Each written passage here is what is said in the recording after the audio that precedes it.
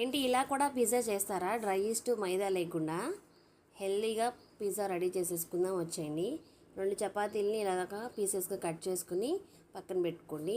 Next ప్యాన్లోకి చూపిస్తున్న విధంగా add చేసి ఒక 2 ఎగ్స్ని బ్రేక్ చేసుకుని సాల్ట్ పెప్పర్ వేసి మిక్స్ చేసి చూపిస్తున్న విధంగా ఆమ్లెట్ లాగా స్ప్రెడ్ చేసేసేయండి. ఒక 2 మినిట్స్ మూత పెట్టి వదిలేస్తే మన పిజ్జా బేస్ రెడీ అయిపోతుంది.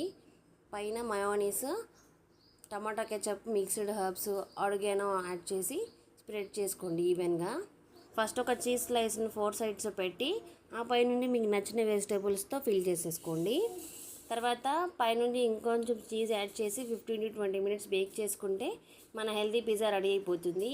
ఇంకొక విషయం, పిల్లలకి స్కూల్స్ కాలేజెస్ స్టార్ట్ చేసేసారు కదా, పొద్దున్నే వాళ్ళకి ఏం టిఫిన్ చేయాలి, ఏం లంచ్ బాక్స్ పెట్టాలి అని ఆలోచించకుండా మన ఛానల్ని ఫాలో అవుతే మీకు సిరీస్ పెడతాను. అలాగే మీకు ఏ సిరీస్ ఇంట్రెస్ట్ ఉందో నాకు కామెంట్ చేయండి.